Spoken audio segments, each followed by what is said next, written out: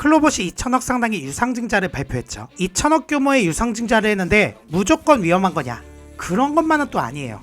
과거 사례를 보면 성장하는 산업에 있는 기업들이 유상증자를 발표하면 단기적으로 주가가 하락하는 경우는 많지만 그 자금으로 어디에 쓰느냐에 따라 오히려 주가가 상승하는 경우도 많습니다. 자세한 기관 및 뮤추얼펀드 쪽 물량을 살펴보면 주요 기관 투자자의 물량이 총 39.68%, 뮤추얼펀드 보유자 보유 지분율 1.28%, 대주주 김창구의 6인 20.35%를 보유, 총 고정 물량은 61.31%로 38.69%입니다. 유상증자 발표와 동시에 4월 28일 보유 예수 물량이 불려 더욱 하락폭이 컸던 이유 중 하나죠.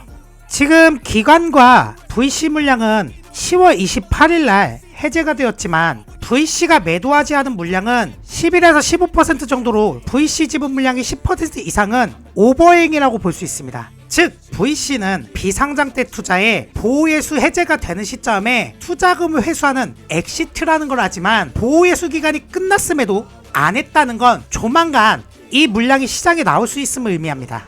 사실 세력들은 정해진 자본금이 있기 때문에 이렇게 떨어지는 구간별로 물타기를 하지 않아요. 그리고 예상 변수에 예측 불가능한 상황도 올 수 있어서 세력도 가끔은 고점에 물리는 경우가 많습니다. 그럴 때는 세력은 손절을 할까요? 아니에요. 절대 손절은 하지 않습니다. 그럼 어떻게 하느냐? 그렇지만 세력은 4,000원이라는 금액을 확보해놨기 때문에 500원에 4,000원을 치면 몇 주를 살 수 있죠? 8주를 살 수 있어요. 기존의 5주와 8주를 더하면 어떻게 돼요? 13주라는 주식수가 확보가 됩니다. 평단도 680원 부근으로 떨어지게 돼요. 그런데 세력은 이렇게 지능적으로 하거든요. 이게 세력만 사용하는 게 아니고요. 기관이나 다른 투자하는 곳에서 사용하는 기법입니다. 근데 문제는 여러분들이 타이밍을 잡는 게 문제잖아요. 그 타이밍을 잡는 방법에 대해서는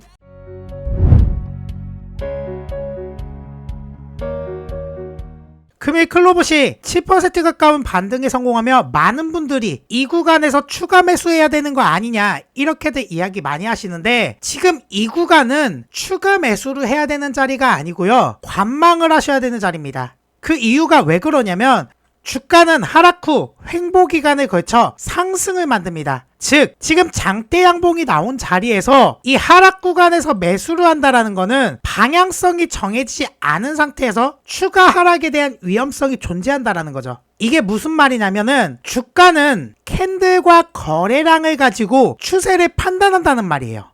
대부분 사람들이 매매를 할 때 이렇게 장대 양봉이 뜨면은 더 오르겠지라는 기대감으로 매수를 하는데 근데 이 장대 양봉이 떴을 때 여러분들 상승, 횡보, 하락 구간에서 제일 잡지 말아야 되는 구간이 어딘지 아세요? 바로 이 하락 구간입니다. 그 이유가 뭐냐면 가격이 이렇게 떨어지는 동안에 중간에 뭐가 존재하죠? 매물대라는 게 존재를 해요. 매물대라는 거는 손실 중인 물량들이 구간별로 존재한다는 겁니다. 예시로 설명을 드리면 여러분들이 집안 천장이 좀 낮은 것 같아요. 그래서 조금 위로 뚫고 싶어. 그렇다면은 이 벽을 공사를 해야 되잖아요. 근데 이 벽의 두께를 뚫어보지 않고 알 수 있나요? 모르죠. 근데 이걸 한 번에 뚫게 될 경우에는 어떻게 되죠?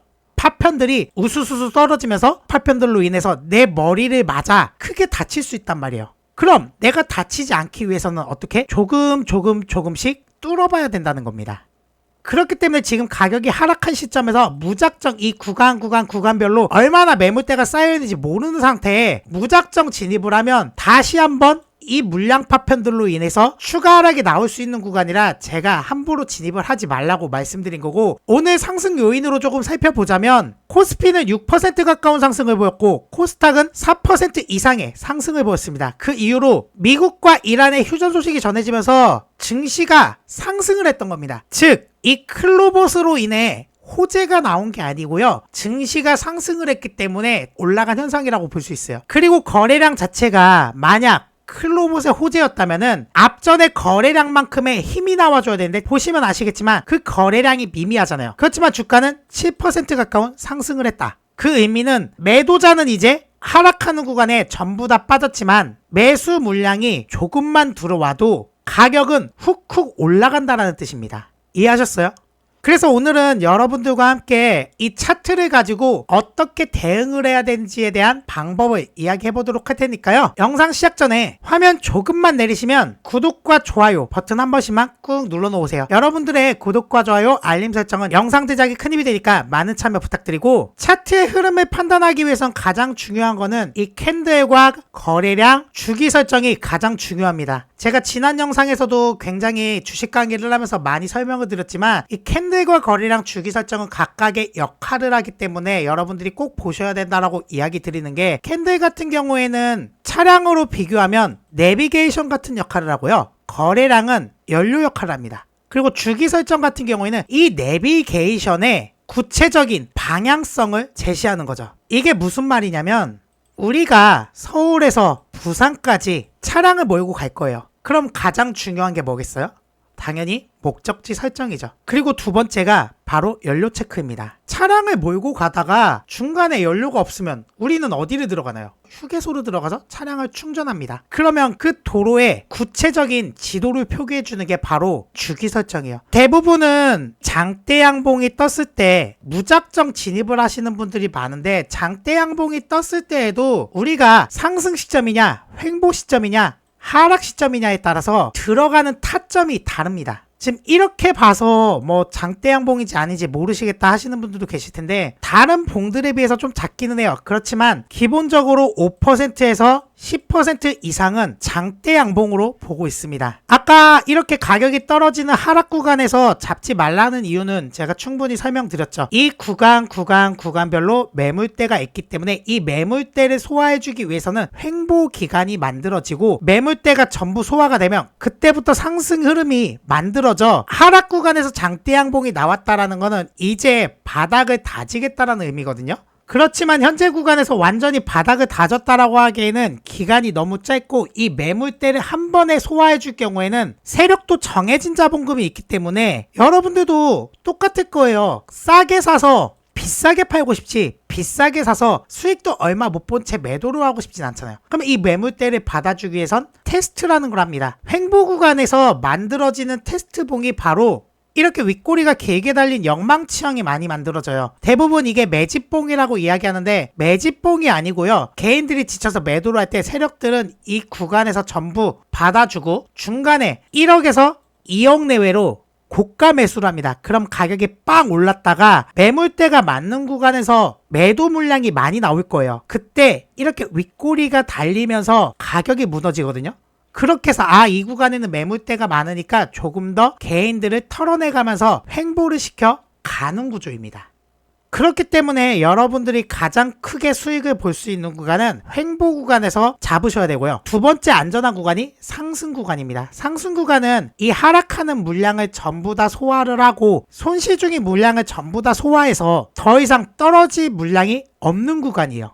그래서 상승 주기 때는 추가 상승을 기대해보고 나올 수 있는 구간이라는 거죠. 이 구간은 거의 스윙을 하시는 분들이 많이 진입하는 구간입니다. 그래서 주기 설정 같은 경우에는 최소 3개 이상을 보셔야 되는데요. 어떤 순으로 보시냐? 나는 좀 단기적으로 해서 횡보 구간을 노려보겠다 하시는 분들은 1봉과 60분 봉과 30분 봉을 지켜보시는 게 가장 좋습니다. 1봉을 보라는 거는 우리가 명분을 파악하기 위해서요. 그 명분이 뭘까요? 바로 돈이죠. 이 돈이라는 건 거래량을 의미합니다. 실제로 이런 식의 거래량이 만들어지는 건 개인이 쓸 수 있는 거래량이 절대 아니에요. 누가 쓸 수 있다? 바로 세력 또는 기관. 일반적으로 개인들이 쓰는 금액은 이 정도의 금액이에요. 그럼 장대 양봉이 만들어지고 거래량이 나왔다는 건 어떤 의미? 우리가 매수해야 될 명분이 충분히 만들어졌다. 그렇지만 바닥에서 거래량이 들어오고 장대 양봉이 만들어졌다는 건 무작정 진입을 하는 게 아니고, 그때는 관망의 시점으로 지켜보다가 60분 봉을 통해서는 추세의 흐름을 잡는 겁니다. 지금 추세상 가격이 급격하게 떨어진 시점에서 바닥권에서 횡보를 만들고 지금 상승하는 구간이에요. 그렇지만 오늘 만들어진 거래량이 일반적인 개인들의 기대감으로 만들어진 구간이라서 함부로 진입을 하면 안 되고, 여러분들이 대응을 하셔야 되는 구간은 이 구간과 이 구간 사이에 갭이 메워지고 횡보를 하느냐, 이걸 지켜보셔야 됩니다. 그리고 오늘 거래량 보면은 매수를 해야 될 명분은 없어요.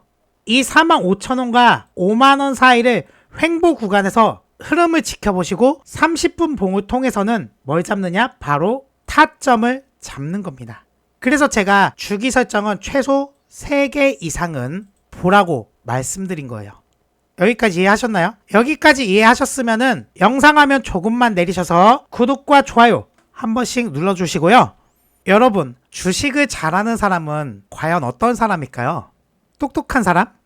아니에요. 경험이 많은 사람? 아닙니다. 창의력이 좋은 사람이 주식을 잘하는 법이에요.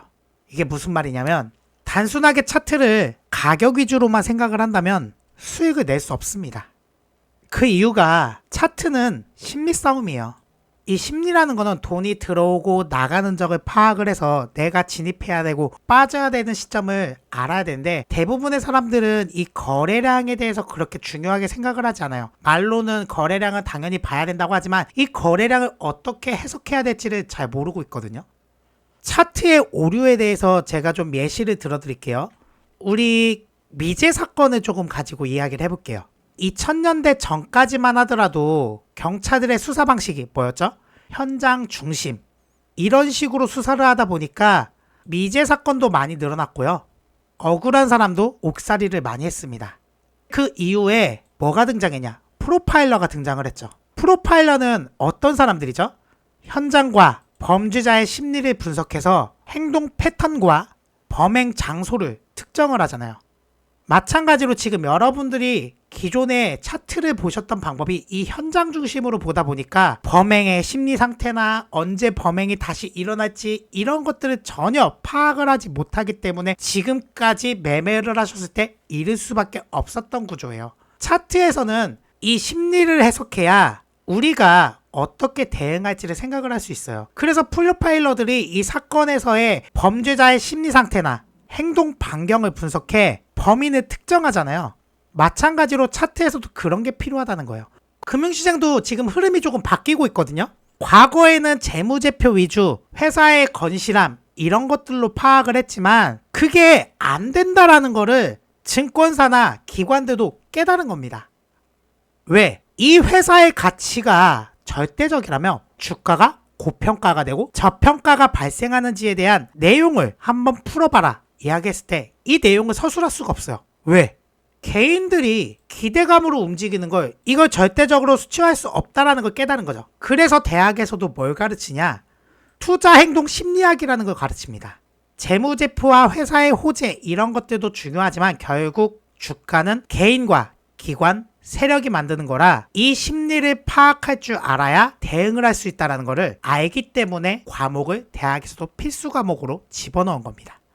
지금 클로봇이 두산그룹의 자회사인 두산 로지스틱스 솔루션 인수 출자를 위해 2천억 규모의 유상증자를 진행했음에도 불구하고 분명히 이 내용은 호재가 맞아요. 그렇지만 가격이 떨어지는 거에 대해서는 제가 지난 영상에서도 설명했지만 VC 물량 자체가 보호예수 물량이 해제가 되었음에도 불구하고 11에서 15% 가까운 물량이 매도가 되지 않았고 그리고 앞으로 4월 28일 날 보호예수 물량이 추가적으로 해제될 게 있어서 그로 인한 부담감으로 가격이 하락을 한 겁니다. 그렇다면 지금 두산 로지스틱스 솔루션 인수에 대해서 앞으로 클로봇이 어떤 성장 전망에 영향을 미칠 것이고 그로 인한 주가에 어떤 방향으로 영향을 미칠지에 대해서는 다음 시간에 자세하게 한 번 더 이야기 드리도록 할 테니까 영상 하나 조금만 내리셔서 구독과 좋아요 알림 설정 한 번씩 꾹 눌러 놓으세요. 지금까지 저는 트레이더 이루이였습니다. 감사합니다.